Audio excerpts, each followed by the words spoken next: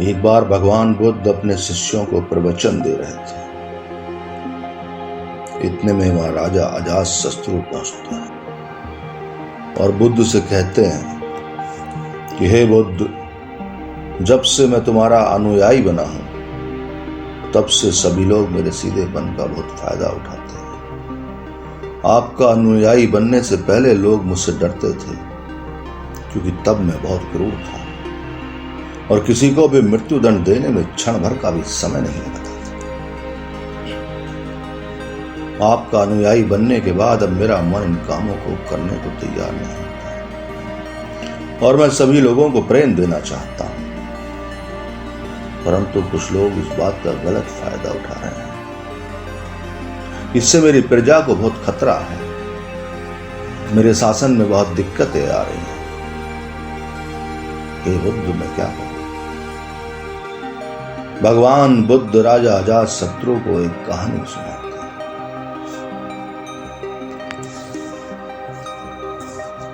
एक बार एक भिक्षु एक गांव से गुजर रहा था। उस गांव में एक बहुत बड़ा पीपल का वृक्ष था। चलते चलते भिक्षु बहुत थक गया था। उसने सोचा कि उस वृक्ष के नीचे थोड़ा आराम कर लिया जाए। वह वहां पहुंचा ही था कि लोगों ने उसे रोक दिया। लोगों ने भिक्षु से कहा कि इस पेड़ के पास एक बहुत जहरीला सांप रहता है। उसने बहुत से लोगों को डस लिया। वो इतना खतरनाक है कि जो भी उसके सामने आता है उसे जिंदा नहीं छोड़ता। लोगों की बात सुनकर भिक्षु मुस्कुराता है और कहता है, एक दिन तो सभी को मरना है।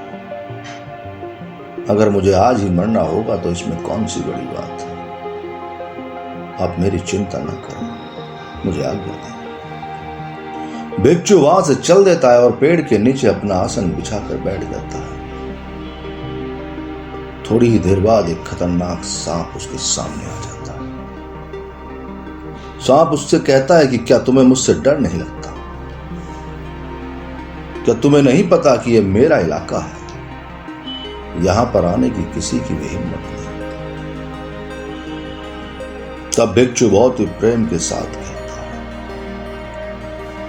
इसमें डर वाली कौन सी बात है? तुम जो भी करते हो वह इसलिए करते हो क्योंकि तुम्हें डर है कि कोई तुम्हें मार न दे। इसलिए तुम दूसरों को डराते हो। मुझे किसी बात का डर नहीं, ना ही मुझे मृत्यु का डर है और ना ही मुझे जीवन की लालसा है। कोई मुझे नुकसान पहुंचा ही नहीं सकता तो फिर मैं क्यों डरूं? सांप को यह सुनकर बहुत गहरा आघात पहुंचता है। उसके मन में वैराग्य जागता है। उसने आज तक ऐसे व्यक्ति देखे थे जो उससे डर कर भागते थे।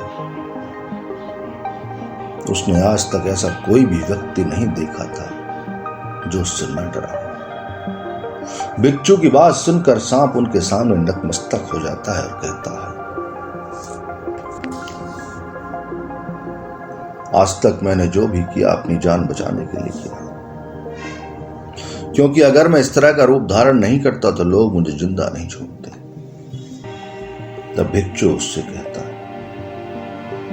तुम एकदम सही कह रहे हो, लेकिन अगर तुम इस मोह से मुक्त होना चाहते हो तो एकदम शांत हो जाओ और प्रेम से भर जाओ और यह जानो कि एक दिन जीवन समाप्त हो ही जाएगा। उसके लिए बुरे कर्म करने की कोई आवश्यकता नहीं। इतना कहकर वह भिक्षु वहां से चले जाता है और सांप उस भिक्षु की सारी बातों को मान के ये तय कर लेता है कि आज से कोई गलत काम नहीं करेगा। सांप सभी बुरे कर्मों को छोड़ देता है, लेकिन उस पर उल्टा असर पड़ता है। जो लोग उसे पहले देखकर भागते थे अब उसके सीधेपन का गलत उपयोग करने लगे। अब सभी लोग उसे छेड़ते, उसे चोट पहुंचाते, बच्चे उसे पत्थरों से मारते। अब सांप बहुत दुखी रहने लगा, बहुत ज्यादा चोट से ग्रस्त रहने लगा। उसके शरीर पर बहुत से चोट के निशान बन गए, क्योंकि अब वह लोगों को नुकसान नहीं पहुंचाता था और सभी लोगों के साथ प्रेम से रहने की कोशिश करता था, लेकिन लोगों में उसके प्रति जो भय था वही उसे सुरक्षित रखता था। कुछ दिनों बाद वह भिक्षु फिर से उसी पेड़ के नीचे आता है और वहां अपना आसन बिछाकर रहने लगता है। वो सांप को देखकर बड़ा आश्चर्यचकित होता है कि पहले सर्प की क्या स्थिति, लेकिन अब सर्प की स्थिति क्या हो गई है। उसके शरीर पर जगह जगह चोट के निशान थे। वह सर्प के लिए चिंतित होता है।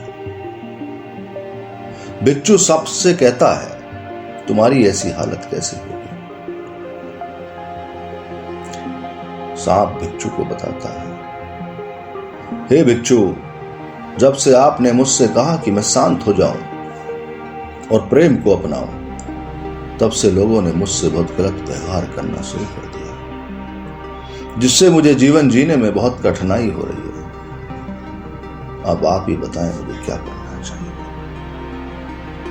भिक्षु सर्प से कहता है, हे सर्प, मैंने तुमसे यह नहीं कहा था कि तुम अपने स्वभाव को ही बदल लो।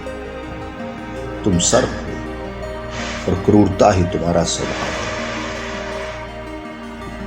अगर तुम क्रूरता नहीं रखोगे तो लोग तुम्हें खत्म कर देंगे, लेकिन इसका यह मतलब नहीं कि तुम्हारे भीतर जो उद्देश्य है उसे गलत रखो। तुम्हें भीतर से अपने आप को सही रखना और बाहर से खुद को वह दिखाना है जो जरूरी है, क्योंकि सर्प एक जहरीला जीव है और लोगों में उसके लिए भय होना आवश्यक है। अगर लोगों के अंदर तुम्हारे लिए भय नहीं होगा तो लोग तुम्हें हानि ही पहुंचाएंगे, लेकिन तुम्हें भीतर से अपने आप को सही रखना चाहिए कि तुम किसी को नुकसान नहीं पहुंचाना है, केवल अपना भय बनाए रखना। गौतम बुद्ध कहते हैं, तो हे अजात शत्रु, तुम इस कहानी से क्या समझो? इसका मतलब यही है कि तुम अपने स्वभाव को मत बदलो, तुम अपने आप को समझो।